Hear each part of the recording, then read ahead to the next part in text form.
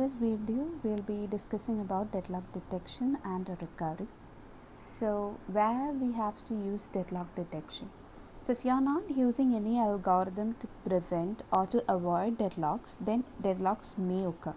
If a deadlock occur, you have to detect it and recover the system from the deadlock.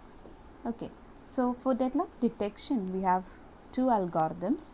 One is for a single instance of each resource type, another is for several instances of a resource type. So let's see the first one.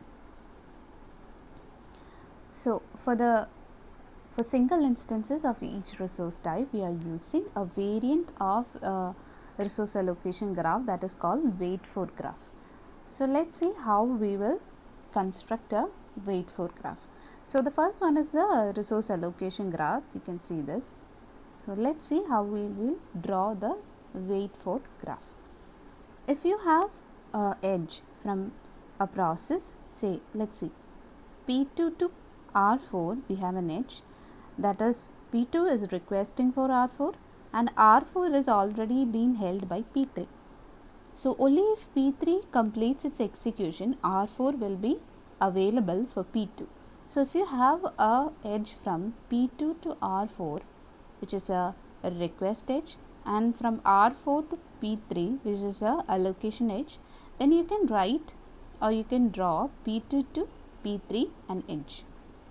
Okay, so let's see, we have an edge here. So we are eliminating all the resources and drawing only edges between the process which is waiting for one another. So here P2 is waiting for P3. Let's see another example. Let's say P2 is waiting for R5 which is held by P4. So you can draw an edge from P2 to P4. So you can see there is an edge here. Okay, so we will draw all the edges, eliminating all the resources from the resource allocation graph, and after creating this wait for graph, we will look if there is a cycle in it. If there is a cycle, then there is a deadlock. Let's see. So here we have a cycle in this graph from P1 to P2, P2 to P3, P3 to P4, and P4 is looking for P1. So there is a circular wait. So there is a cycle. If there is a cycle, there is a deadlock. That is how you will detect the deadlock using wait for graph. Okay, so remember this is for resources with single instance. Okay, another thing that I have to add is that the order of time taken in this detection is O of n square, where n is the number of vertices in the graph. Okay. So moving on to the next one is when you have several instances in a resource type. So here we are using a similar algorithm to Banker's algorithm. We have all these different data structures available, allocation and request. Something that we don't have is called max. We don't have max here. Okay, we don't have it. So available, you know that the number of resources that is actually available in total. Allocation is the number of resources that is allocated to a particular process. Request is the current request of the process. Okay, we'll see this with an example. So this is an example. So we have available is 0. Before moving on to the example, let me say there is an assumption in this algorithm. The assumption is this, that each process doesn't require any other resources to complete its execution. That is our assumption. So in future, all this process will not request any other resource for its execution. That is our assumption. So as I said, it's an assumption, can go true or false. Even if the assumption goes wrong, no problem, you will identify it, but not in this iteration, in the next iteration. Okay, so the assumption is simple, that the process doesn't require any resources in future. That is our assumption. Okay, saying that, we'll move on to the algorithm, the example. So here available is 0. So let's see which can process now. Now looking at P0, the request is 0. Okay, so it is saying like it doesn't require any other resources. I have the resources to complete my execution. So we'll allow P0 to run. P0 will be executing. After execution, it will return the allocated allocated resources. So we have 0 1 0 now. Now looking at P1, let's see, we can't allocate it because the request is 202, cannot be allocated, we don't have the available resources. Now looking at P2, now that can be allocated because it doesn't have any request, so we'll be allocating P2 now. So now we are running P2. So after the completion of P2, it will return all the allocated resources. So it will return 303 now. So now the allocation is plus 303, that is 313. Okay, now looking at P3, let's see, can we allocate this? No problem, because we have the available 313, request is just 101. So you will be allocating P3. So now P3 is running. So if P3 is running, after its completion it will return 211, that is 524. Okay, now you can run P1. So now you are running P1. So no problem, the request is 202, you have 524 as available, and it will return 200, which means that now you have 724. Okay, so now you will be running P4. So that will return, say, 726. So at last we have 726, and we have a safe sequence which includes all the process P0, P2, P3, P1 and P4. So right now in this example there is no deadlock that is detected. If there is a safe sequence that you can create, that means there is no deadlock in it. Okay, so now let's see a different request. What if P2 has a request here 1? Okay, so say available is 0, so we'll be running P0 initially. So you are running P0.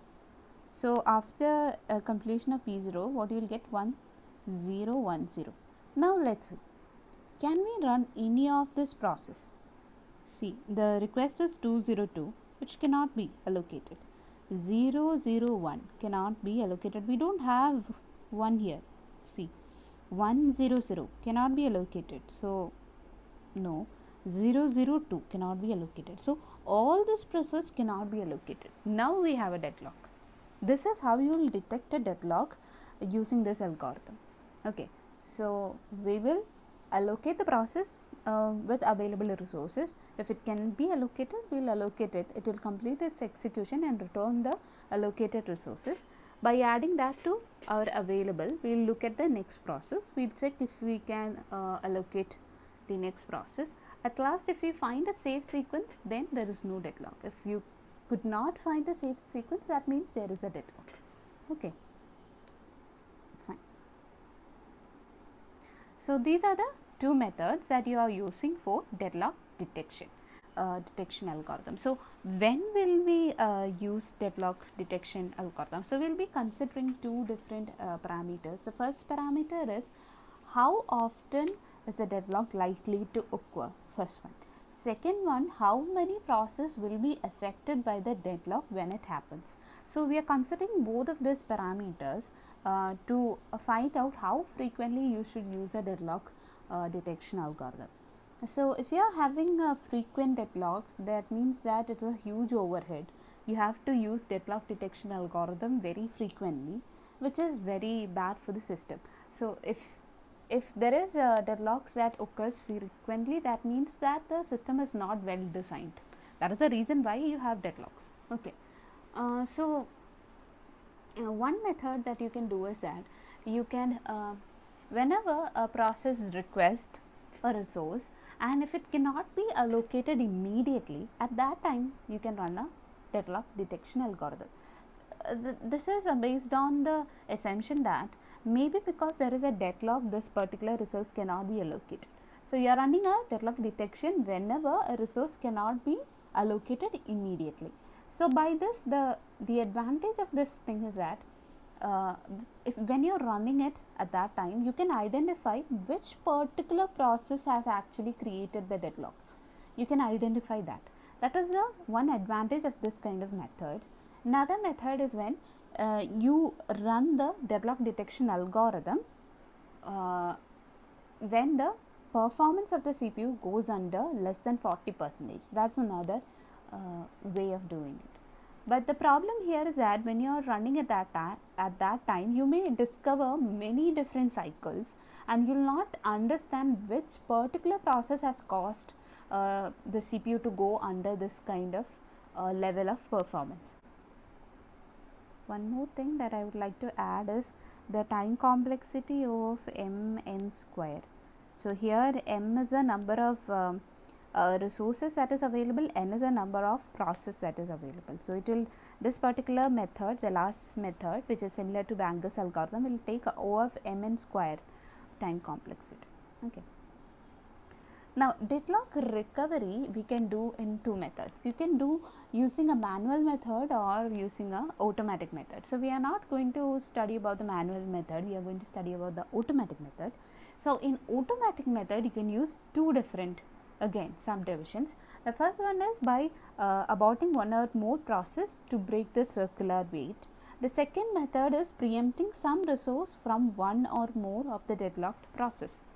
Okay, so in this first one we will be considering, that is a process termination or abortion of process. So in process termination there is two methods. The first one is to abort all the deadlocked process, and the second one is abort one process at a time until the deadlock cycle is eliminated. So considering the first one, abort all the deadlocked process. So here this is not actually a very feasible solution. Why? Because aborting all the process that is deadlocked means that you are discarding all the computation that is done in all these processes. So that is not a very feasible solution. It's sure that it will recover from the deadlock, but this is not a feasible solution. Now moving on to second one is aborting one process at a time, so that we will avoid a deadlock, so recover the deadlock situation. So the problem here is that this also creates an overhead. So once at a time I have aborted a process, then I have to check again if the deadlock exists. So I have to run a deadlock detection algorithm. After running the deadlock detection algorithm, if I find there is a deadlock that persists, I should abort another process. Again, still I have to check. So each time after aborting each process, I have to check again. So I have to run the deadlock detection algorithm again and again and again. So this is an overhead. Okay. So this is a problem with the second method. Now selecting the process to be aborted, that is another policy decision.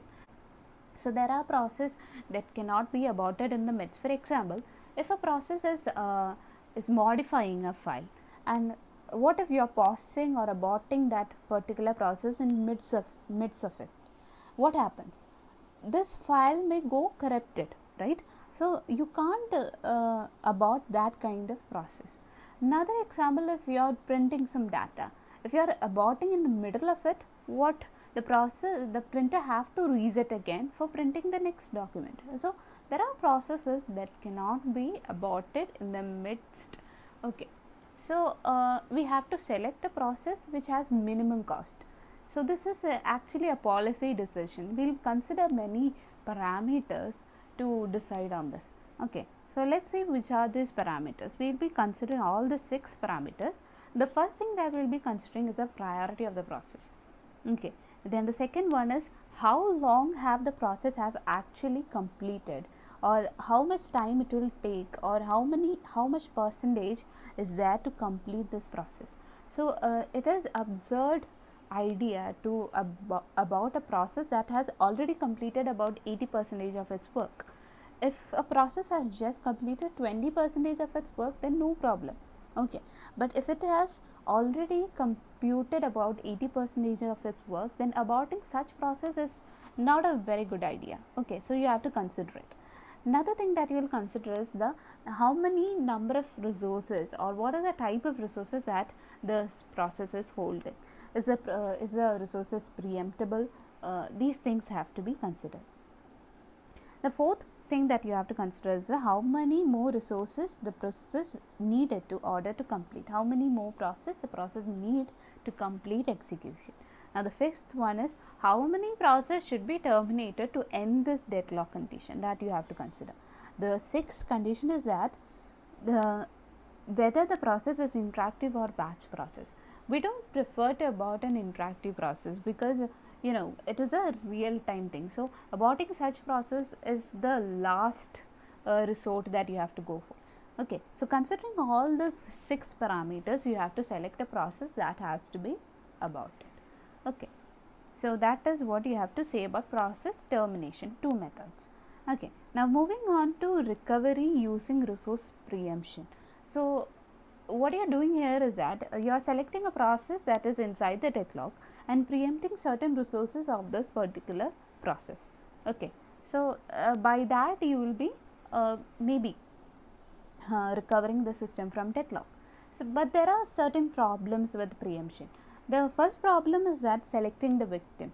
As I said in the earlier case also, here we have to select a victim, that is a process whose resources have to be preempted. So, selecting this process is again a policy decision. So, we will be considering 2 different aspects in this. The first aspect is that the number of resources the deadlock process is holding. How many resources is this particular process holding, and how much time has this process already consumed. So, based on these 2 parameters, we will select a process. Okay. Now, the second problem, that is rollback. The rollback is saying that since some of the resources has been preempted, the execution of the process cannot go normally. So, at some it should roll back to some point of time. So, the problem is with rollback is that you have to keep the status of the process in a frequent interval. For each process in a frequent interval, you have to keep the state of the process, so that in future you can roll back to this particular point. So, this is an additional overhead. Keeping track of all the status is an additional overhead. So, the solution for this is that you can go for a complete rollback. The complete rollback and abort is the same. Okay. So, that is a problem. The second problem with recovery using preemption. Now, the third problem is starvation. So, starvation says that what if the selecting victim process is the same process every time. So, whenever a deadlock occurs, you are selecting a single process, then there is a problem. That process can never complete, that is, that process may go to starvation. So, the solution for this problem is that you will set a limit how much times you can preempt a particular process. So, when it crosses that limit, you will not further select this particular process to be preempted, you will have to select some other process. So, we will be adding the number of times the process has preempted as a parameter for selecting a victim. So, by that you can solve this problem. Okay. Just summarizing it, in detection we had 2 algorithms for single instance and for multiple instance. For single instance we used a wait for graph, for multiple instance we used an algorithm that is similar to Banker's algorithm. And when coming to recovery, you have 2 methods, by manually and automatically. In automatically you have 2 methods, by abortion and by preemption. In process abortion or process termination, you have 2 methods, by aborting all of the process or by aborting one process at a time. In preemption you can go for preemption, but we have certain problems and there are certain solutions for this problems also. Okay. So, by this we will be completing deadlock.